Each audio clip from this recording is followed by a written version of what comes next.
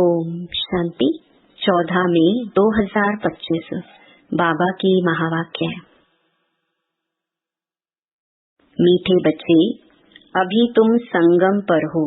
तुम्हें पुरानी दुनिया से ताल्लुक माना नाता तोड़ देना है, क्योंकि यह पुरानी दुनिया अब खत्म होनी है। प्रश्न: संगम की कौन सी विशेषता सारे कल्प से न्यारी है? उत्तर: संगम की ही विशेषता है। पढ़ते यहाँ हो, प्रारब्ध भविष्य में पाते हो।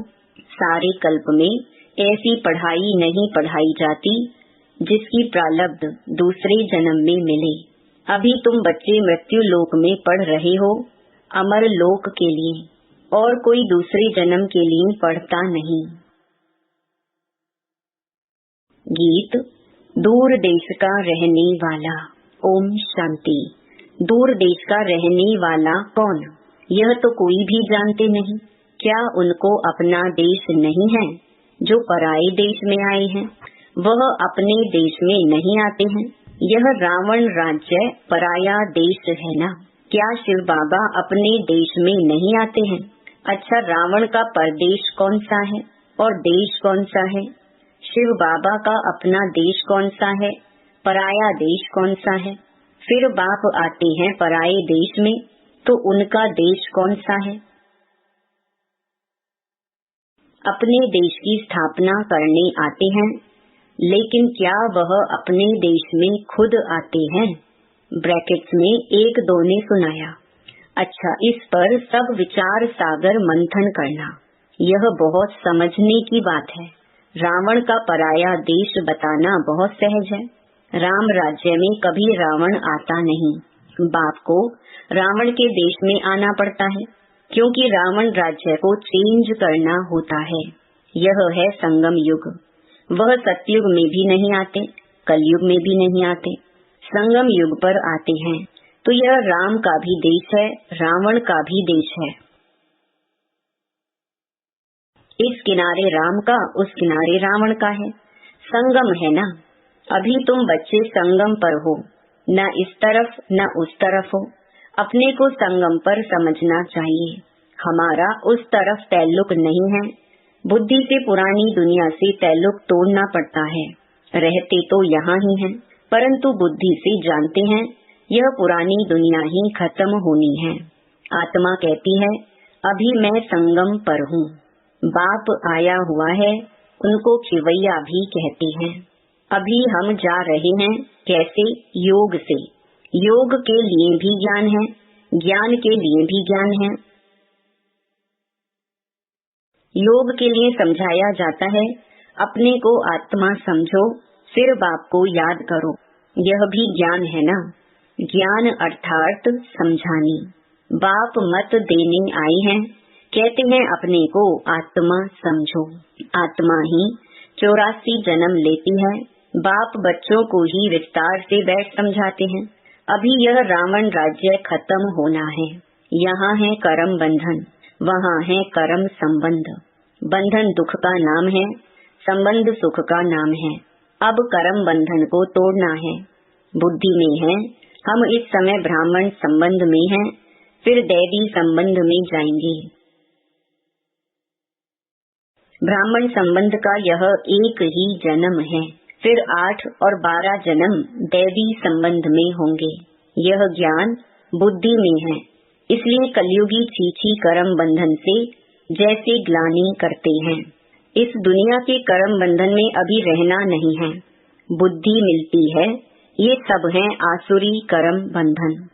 हम भी गुप्त एक यात्रा पर हैं। यह बाप ने यात्रा सिखलाई है। फिर इस कर्म बंधन से न्यारे हो, हम कर्मातीत हो जाएंगे। यह कर्म बंधन अब टूटना ही है। हम बाप को याद करते हैं कि पवित्र बन चक्कर को समझ, चक्रवर्ती राजा बने। पढ़ रहे हैं, फिर उनका एक ऑब्जेक्ट प्रारब्ध भी चाहिए ना? तुम जानते हो, हमको पढ़ाने वाला बेहद का बाप है। बेहद के बाप ने हमको 5000 वर्ष पहले पढ़ाया था। यह ड्रामा है ना? जिनको कल्प पहले पढ़ाया था उनको ही पढ़ाएंगे। आते रहेंगे, वृद्धि को पाते रहेंगे। सब तो सतयुग में नहीं आएंगे, बाकी सब जाएंगे वापिस घर। इस पार है नर्क, उस पार है स्वर्ग। उस पढ़ाई में तो समझते हैं हम यहाँ पढ़ते हैं, फिर प्रारब्ध भी यहाँ पाएंगे। यहाँ हम पढ़ते हैं संगम युग पर। इनकी प्रारब्ध हमको नई दुनिया में मिलेगी, ये है नई बात। दुनिया में ऐसे कोई नहीं कहेंगे कि तुमको इसकी प्रारब्ध दूसरे जन्म में मिलेगी। इस जन्म में अगले जन्मों की प्रारब्ध पाना, यह सिर्फ इस संगम युग पर ही होता है। बाप भी आते ही संगम युग पर हैं। तुम पढ़ते हो पुरुषोत्तम बनने के लिए, एक ही बार भगवान ज्ञान सागर आकर पढ़ाते हैं नई दुनिया अमरपुरी के लिए। ये तो है कलयुग मृत्यु लोक। हम पढ़ते हैं सतयुग के लिए, नरकवासी से स्वर्गवासी होने के लिए। ये है पराया देश, वह है अपना देश। उस अपने देश में बाप को आने की दरकार नहीं है, वह देश बच्चों के लिए ही है। वहाँ सतयुग में रावण का आना नहीं होता है, रावण गुम हो जाता है। फिर आएगा द्वापर में, तो बाप भी गुम हो जाता है। सतयुग में कोई भी उनको जानते नहीं, तो याद भी क्यों करेंगे। सुख की प्रारब्ध पूरी होती है तो फिर रावण राज्य शुरू होता है। इनको पराया देश कहा जाता है। अभी तुम समझते हो हम संगम युग पर हैं, हमको रास्ता दिखलाने वाला बाप मिला है। बाकी सब धक्के खाते रहते हैं। जो बहुत थके हुए होंगे, जिन्होंने कल्प पहले रास्ता लिया होगा, वह आते रहेंगे। तुम पंडे सबको रास्ता बताते हो, ये है रूहानी यात्रा का रास्ता, सीधा चले जाएंगे सुख धाम। तुम पंडे पांडव संप्रदाय हो, पांडव राज्य नहीं कहेंगे। राज्य न पांडवों को न कौरवों को है, दोनों को ताज नहीं है। भक्ति मार्ग में दोनों को ताज दे दिया है। अगर दे भी तो कौरवों को लाइट का ताज नहीं देंगे, पांडवों को भी लाइट नहीं दे सकते, क्योंकि पुरुषार्थी हैं। चलते चलते गिर पड़ते हैं, तब किसको देवें, इसीलिए ये सब निशानी विष्णु को दे दी है, क्योंकि वह पवित्र हैं। सतयुग में सब पवित्र संपूर्ण निर्विकारी होते हैं। पवित्रता की लाइट का ताज है। इस समय तो कोई पवित्र नहीं है। सन्यासी लोग कहलाते हैं कि हम पवित्र हैं, परंतु दुनिया तो पवित्र नहीं है ना। जन्म फिर भी विकारी दुनिया में ही लेते हैं। ये है रावण की पतितपुरी। पावन राज्य सतयुग नई दुनिया को कहा जाता है। अब तुम बच्चों को बाप बागवान कांटों से फूल बनाते हैं। वह पतित पावन भी है, खिवैया भी है, बागवान भी है। बागवान आए हैं कांटों के जंगल में। तुम्हारा कमांडर तो एक ही है। यादवों का कमांडर चीफ शंकर को कहें, यूं तो वह कोई विनाश कराते नहीं हैं। जब समय होता है तो लड़ाई लगती है। कहते हैं शंकर की प्रेरणा से मूसल आदि बनते हैं। ये सब कहानियां बैठ बनाई हैं। पुरानी दुनिया खत्म तो जरूर होनी है।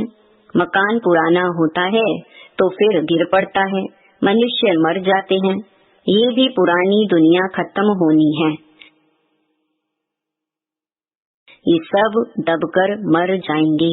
कोई डूब मरेंगे, कोई शौक में मरेंगे। बॉम्ब्स आदि की जहरीली वायु भी मार डालेगी। बच्चों की बुद्धि में है कि अभी विनाश होना ही है। हम उस पार जा रहे हैं। कलयुग पूरा हो, सतयुग की स्थापना जरूर होनी है। फिर आधा कल्प लड़ाई होती ही नहीं। अभी बाप आए हैं पुरुषार्थ कराने। यह लास्ट चांस है। देरी की तो फिर अचानक ही मर जाएंगे। मौत सामने खड़ा है। अचानक बैठे बैठे मनुष्य मर जाते हैं। मरने के पहले तो याद की यात्रा करो। अभी तुम बच्चों को घर जाना है, इसलिए बाप कहते हैं बच्चे घर को याद करो, इससे अंतमति सो गति हो जाएगी। घर चले जाएंगे, परंतु सिर्फ घर को याद करेंगे तो पाप विनाश नहीं होंगे। बाप को याद करेंगे तो पाप विनाश हो और तुम अपने घर चले जाएंगे। इसीलिए बाप को याद करते रहो। अपना चार्ट रखो तो मालूम पड़ेगा सारे दिन में हमने क्या किया। 5-6 वर्ष की आयु से लेकर अपनी लाइफ में क्या क्या किया, वह भी याद रहता है। ऐसे भी नहीं सारा टाइम लिखना पड़ता है। ध्यान में रहता है, बगीचे में बैठ बाबा को याद किया। दुकान पर कोई ग्राहक नहीं है, हम याद में बैठे रहे। अंदर में नोट रहेगा। अगर लिखने चाहते हो तो फिर डायरी रखनी पड़े।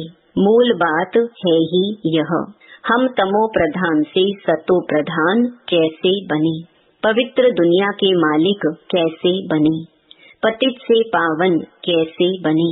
बाप आकर यह नॉलेज देते हैं। ज्ञान का सागर बाप ही है। तुम अभी कहते हो बाबा हम आपके हैं, सदैव आपके ही हैं, सिर्फ भूलकर देह अभिमानी हो गए हैं।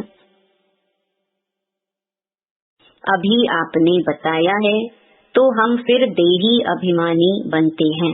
सतयुग में हम देही अभिमानी थे, खुशी से एक शरीर छोड़ दूसरा लेते थे। तो तुम बच्चों को ये सब धारण कर फिर समझाने लायक बनना है, तो बहुतों का कल्याण होगा। बाबा जानते हैं ड्रामा अनुसार, नंबरवार पुरुषार्थ अनुसार सर्विसेबल बन रहे हैं।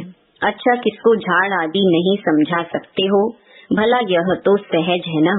किसको भी बोलो तुम अपने को आत्मा समझ बाप को याद करो, ये तो बिल्कुल सहज है। यह बाप ही कहते हैं मुझे याद करो तो विकर्म विनाश होंगे, और कोई मनुष्य कह न सके सिवाय तुम ब्राह्मणों के, और कोई न आत्मा को न परमात्मा बाप को जानते हैं। ऐसे ही सिर्फ कह देंगे तो किसको तीर लगेगा नहीं। भगवान का रूप जानना पड़े। ये सब नाटक के एक्टर्स हैं। हर एक आत्मा शरीर के साथ एक्ट करती है। एक शरीर छोड़ दूसरा ले फिर पार्ट बजाती है। वह एक्टर्स कपड़े बदली कर भिन्न भिन्न पार्ट बजाते हैं। तुम फिर शरीर बदलते हो। वो कोई मेल व फीमेल की ड्रेस पहनेंगे अल्पकाल के लिए। यहाँ मेल का चोला लिया तो सारी आयु मेल ही रहेंगे। वह हद के ड्रामा, यह है बेहद का। पहली मुख्य बात है, बाप कहते हैं मुझे याद करो। योग अक्षर भी काम में नहीं लाओ, क्योंकि योग तो अनेक प्रकार के सीखते हैं, वह सब हैं भक्ति मार्ग के। अब बाप कहते हैं मुझे याद करो और घर को याद करो तो तुम घर में चले जाएंगे। शिव बाबा इनमें आकर शिक्षा देते हैं। बाप को याद करते करते तुम पावन बन जाएंगे। फिर पवित्र आत्मा उड़ेगी। जितना जितना याद किया होगा, सर्विस की होगी, उतना वह ऊंच पद पाएंगे। याद में ही बहुत विघ्न पड़ते हैं। पावन नहीं बनेंगे तो फिर धर्मराजपुरी में सजाएं भी खानी पड़ेंगी, इज्जत भी जाएगी, पद भी भ्रष्ट होगा। पिछाड़ी में सब साक्षात्कार होंगे, परंतु कुछ कर नहीं सकेंगे। साक्षात्कार कराएंगे, तुमको इतना समझाया, फिर भी याद नहीं किया, पाप रह गए, अब खाओ सजा। उस समय पढ़ाई का टाइम नहीं रहता, अफसोस करेंगे हमने क्या किया, नाहिक टाइम गवाया। परंतु सजा तो खानी पड़ी, कुछ हो थोड़े ही सकेगा। नापास हुए तो हुए, फिर पढ़ने की बात नहीं।